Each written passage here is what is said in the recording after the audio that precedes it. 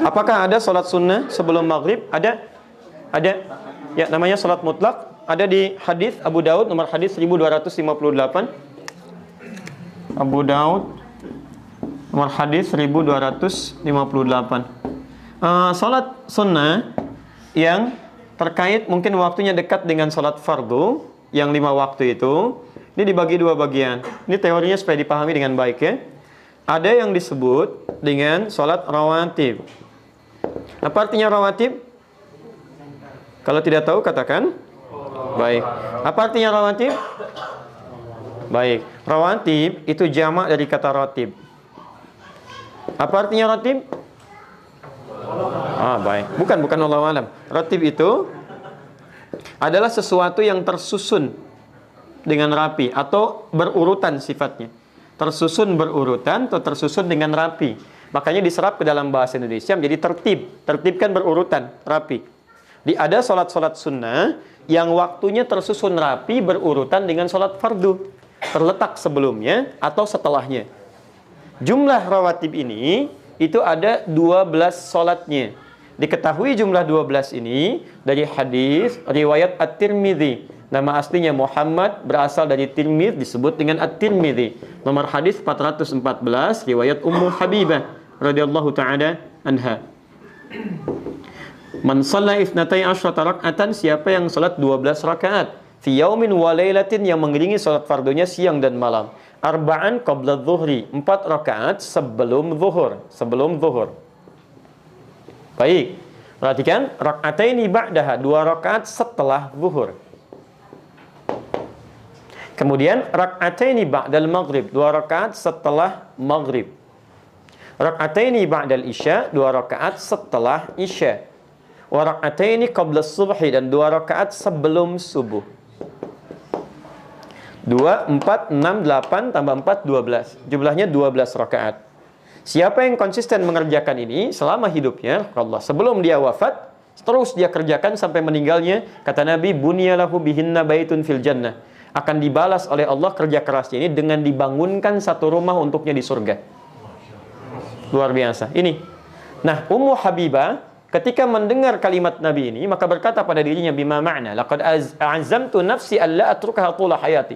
Saya enggak akan pernah tinggalkan ini selama hidup saya. Bayangkan enggak? Ummu Habibah itu istri Nabi, orang paling mulia, Ummul Mukminin, di surganya bersama Nabi, jelas sudah punya rumah, kelasnya elit luar biasa. Ketika mendengar kalimat ini yang amalan sunnah, kata beliau, saya nggak akan tinggalkan ini selama hidup saya. Istri Nabi, dekat dengan Nabi, ahli surga, surganya terbaik, rumah paling elit, mendengar amalan sunnah, saya nggak akan tinggalkan. Ada perempuan, bukan di sini, di luar sana, bukan istri Nabi, tidak dekat dengan Nabi, belum jelas status surganya, amalan berantakan, hisab menegangkan. Masya Allah, ditawarin surga, rumah di surga, jangankan sunnahnya, yang wajibnya pun kadang terlambat. Cita-cita masuk surga Firdaus tanpa hisab. Masya Allah. Luar biasa. Nah, ketemu ini, teruskan. Sebentar, teruskan dulu, belum selesai. Teman-teman sekalian, di sini kita temukan ada sebelum, ada setelah. Jelas? 4 rakaat sebelum apa? Zuhur. Dalam bahasa Arab kita tuliskan sebelum, bahasa Arabnya qabla. Zuhur. Qabla zuhri, sebelum zuhur. Jelas? Kalau kita ingin hilangkan kalimat yang kedua, misal ini disebut mudhaf ilaih, kalimat yang disandarkan. Kalau menunjuk kepada waktu, ingin kita buang ininya supaya menunjuk pada kalimat yang dibuang, maka tambahkan ya setelahnya plus ta sebagai sifat. Asalnya qabla, ya, asalnya a, karena ada ya, maka huruf sebelumnya jadi i. Di qabliyah. Jelas ya? Maka kita dengar kalimat qabliyah zuhur misalnya. Itu maksudnya sebelum zuhur. Baik. Setelah, bahasa Arabnya ba'da. Setelah zuhur, ba'da zuhur. Di setelah, bahasa Arabnya apa? Ba'da. Kalau Anda sudah mengucapkan ba'da, jangan diucapkan setelah lagi. Itu 2 kata yang berulang sama. Paham ya? Kita ketemuan yuk. Kapan? Di mana? Di Masjid Indonesia. Kapan? Udah setelah ba'da asar deh. Setelah ba'da asar. Jadi kalau sudah setelah, itu ba'da. Tidak perlu menyebutkan keduanya lagi. Jelas ya? Ba'da zuhur. Hilangkan zuhurnya, muncul ya dengan ta'nya. Dikenal dengan ba'diyah. Paham sampai sini? Baik, saya simpan dulu ini. Jadi sebelum, bahasa Arabnya apa?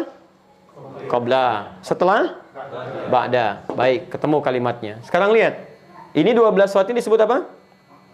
Rawatib. Kenapa disebut rawatib? Karena susunannya teriring langsung dengan salat fardu, baik sebelum atau setelahnya, dan punya fungsi melengkapi salat fardu. Jadi yang kurang di salat fardu dilengkapi oleh ini. Nah, ada salat ini di luar yang ini yang rawatib disebut dengan mutlak. Mutlak. Sifatnya ditunaikan, terdiri dari dua waktunya. Satu, ada yang memang berdekatan dengan salat fardu, tapi dia tidak punya fungsi menyempurnakan salat fardu. Fungsinya fungsi sendiri, terpisah dari yang fardu. Cuman waktunya berdekatan. Contoh, asar. Asar ini ada sunnahnya mutlak 4 rakaat. Ditemukan di Abu Daud nomor hadis 1257. Riwayatnya Ibnu Umar radhiyallahu taala anhuma. Ya, kata Nabi, rahimallahu ra'an shalla qabla al-'asri arba'an. Allah merahmati seseorang yang bisa salat 4 rakaat sebelum zuhur. Paham? 4 rakaat sebelum asar. Baik, 4 rakaat sebelum asar. Saya ralat 4 rakaat sebelum asar. Ini masuk kategori salat apa? Mutlak. Paham sampai sini? Baik, ada juga yang waktunya terpisah jauh dengan salat fardu. Misal tahajud, qiyamul lail, salat duha, ya salat wudu, salat tahiyatul masjid, salat di belakang makam Ibrahim.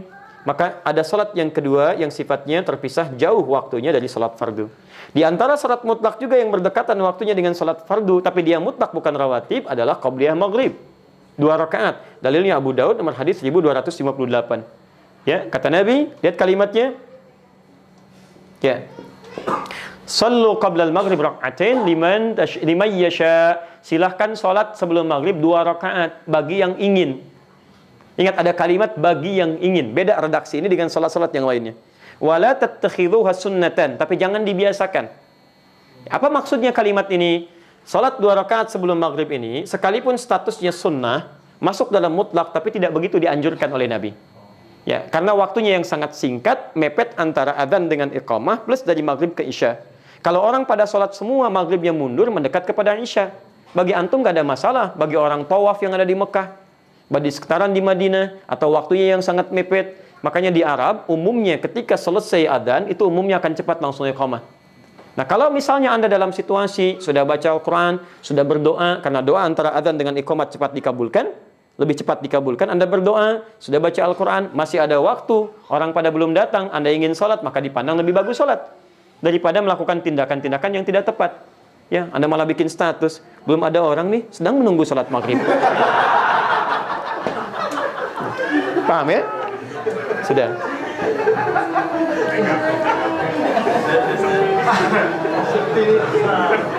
Dah. Baik. Saya tanya sekarang. Sudah? Baik, saya tanya sekarang. Ya, sebelum zuhur ada salat? Ada salat sunnah? Apa jenisnya? Rawatib. Setelah zuhur ada salat sunnah? Apa jenisnya? Baik, sebelum asar ada salat sunnah? Baik, tidak ada. Yang bilang tidak ada angkat tangan? Yang bilang ada angkat tangan? Yang tidak jelas gak usah ngangkat. Lihat, sebelum asar ada, kan kita bahas. Apa jenisnya? Mutlak. Baik ya, sebelum maghrib ada salat sunnah? Apa jenisnya? Mutlak. Ba'da maghrib ada salat sunnah? Ada. Apa jenisnya? Rawatib. Masya Allah. Sebelum isya ada salat sunnah? Apa jenisnya? Kan saya nggak pernah terangkan.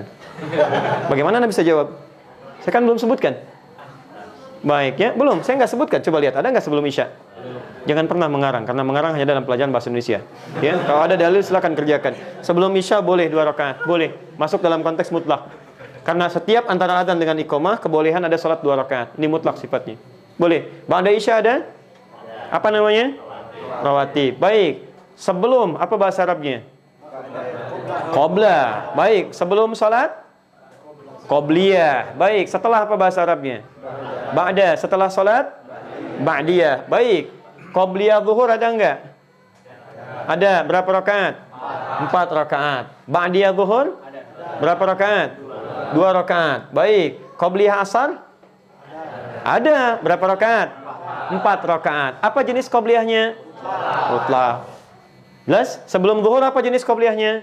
rawatib. Di sini seringkali orang keliru menduga bahwa kalau disebutkan qobliyah itu yang dimaksud rawatib. Ini sering keliru di sini. Sehingga ketika disebutkan nggak ada qobliyah asar. Ada qobliyah asar, yang nggak ada itu rawatib sebelum asar. Jelas ya? Qobliyah asar ada, jenisnya disebut dengan mutlak. Di qobliyah itu nama umum bagi setiap sholat yang ditunaikan sebelum sholat fardunya. Jenisnya bisa mutlak, bisa rawatib. Paham sampai sini? Alhamdulillah.